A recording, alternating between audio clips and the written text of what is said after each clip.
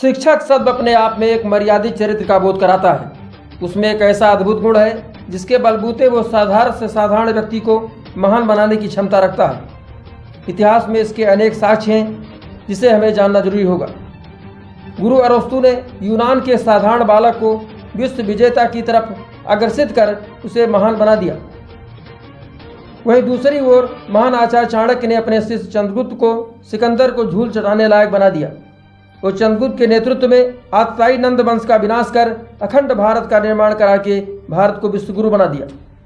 गुरु के महत्व को समझते हुए हमारे महान दार्शनिक, शिक्षक एवं राष्ट्रपति डॉक्टर सर्वपल्ली राधाकृष्णन ने अपने जन्मदिन को शिक्षक दिवस के रूप में मनाने का निर्णय लिया।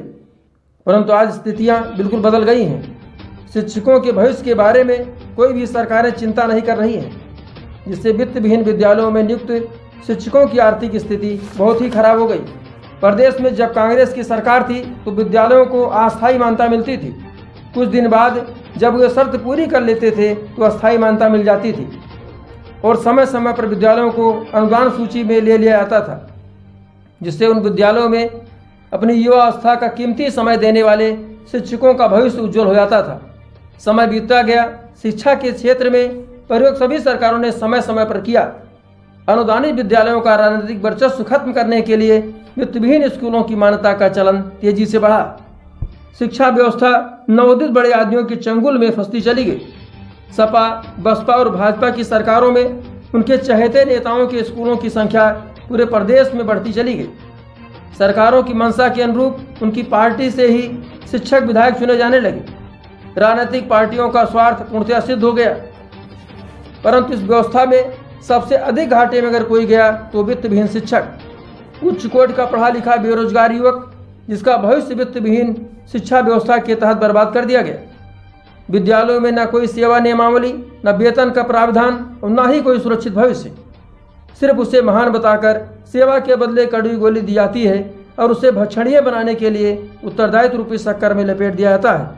सरकार ने बहुत दिनों से मांग कर रहे प्रदेश भर के वित्तविहीन स्कूलों में नियुक्त करीब 3,43,000 शिक्षकों के मानदेय का शासनादेश जारी किया था, परंतु आज तक इसे असली जामा नहीं पहनाया जा सका।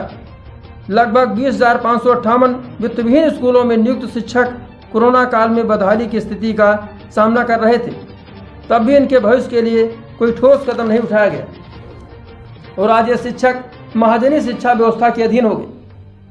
एक समय था जब शिक्षकों के विधायक होते थे, लेकिन आज पार्टियों के विधायक अधिक संख्या में हो गए हैं। उनकी हैसियत नहीं है कि पार्टी के गाइडलाइन से हटकर बात कर सकें। अभी हाल ही में विधानसभा और विधान परिषद में वित्तविहीन विद्यालयों के संबंध में विधेयक पारित किया गया था, जिस पर देखा गया कि पार्टी के शिक्षक विधायक सिर्फ मूक दर्शक बनकर विधेयक के पारित होने की औपचारिकता निभा रहे थे। वित्तविहीन शिक्षकों की बदहाली के लिए जिम्मेदार कौन है, किसने आज तक प्रपंच किया है, एक बड़े बहस का मुद्दा नहीं होना चाहिए। परंतु अब हमें और हमारी लोक कल्याणकारी सरकार को गंभीरता के साथ सोचना चाहिए कि वित्तविहीन शिक्षकों की दशा कैसे सुधारी जाए, जिससे शिक्षक भी नैसर्गिक जीवन जी सकें। Bureau report, S9 Bharat.